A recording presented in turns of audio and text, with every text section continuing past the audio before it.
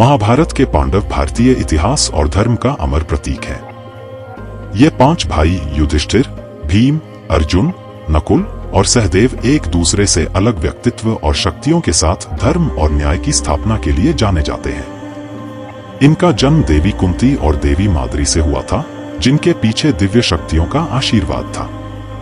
हर पांडव ने अपने पिता के दिव्य गुणों को आत्मसात किया और महाभारत की कथा को अमर बना दिया। आप देख रहे हैं सनातन के रहस्य। वीडियो में आगे बढ़ने से पहले हमारे चैनल को सब्सक्राइब करें और आइकॉन पर घंटी जरूर दबाएं, ताकि ऐसी ही खास जानकारी आपको हमेशा मिलती रहे। युधिष्ठिर सबसे बड़े भाई थे और धर्मराज के पुत्र थे। उन्हें सत्य और न्याय का प्रतीक माना जाता है। उनकी सबसे बड़ी विशेषता थी उनकी सत्यनिष्ठा और धर्म का पालन करना। उन्हें अजातशत्रु कहा जाता था, क्योंकि उनकी सत्य और न्यायप्रियता के कारण उनका कोई शत्रु नहीं था। उन्होंने धर्म का पालन हर परिस्थिति में किया, चाहे वह कितना ही कठिन क्यों न हो। उनका व्यक्तित्व शांत और गंभीर था, जो एक आदर्श राजा के गुणों का प्रतीक था। भीम वायुदेव के पुत्र, शारीरिक बल और साहस के प्रतीक थे। भीम को महाबली कहा जाता था, क्योंकि उनकी शक्ति अद्वितीय थी। उन्होंने अपने बल के दम पर कई असुरों को परास्त किया, जैसे बकासुर और हिडिंब। उनकी गदा युद्ध कौशल का प्रमाण थी। भीम अपने स्वभाव में स्पष्टवादी और परिवार के प्रति अत्यंत समर्पित थे। उनका प्रेम और क्रोध दोनों ही उनके कार्यों में झलकते थे। अर्जुन इंद्र के पुत्र, महाभारत के सबसे कुशल धनुर्धर थे। उनकी निपुणता ने उन्हें न केवल युद्ध के मैदान में बल्कि आत्मज्ञान के मार्ग पर भी अग्रसर किया। अर्जुन ने भगवान कृष्ण के सानिध्य में गीता का ज्ञान प्राप्त किया, जो आज भी जीवन के मार्गदर्शन का स्रोत है। वह गांडीव धनुष के स्वामी थे और उनके पास ब्रह्मास्त्र जैसे दिव्यास्त्रों का ज्ञान था।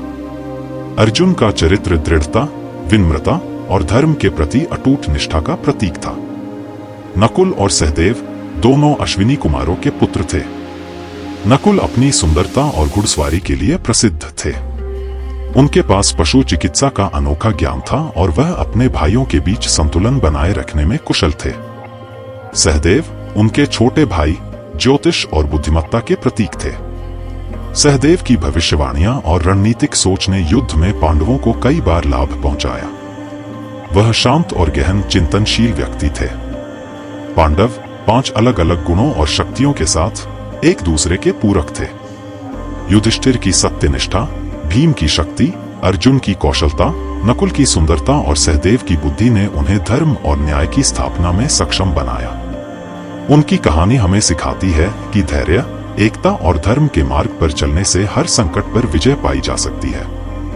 यही कारण है कि महाभारत की यह कथा समय के साथ और अधिक प्रासंगिक होती जा रही है। क्या पांडवों की कोई पुत्रियां भी थीं? और क्या आप जानते हैं कि पांडवों के कितने पुत्र और पुत्रियां थीं?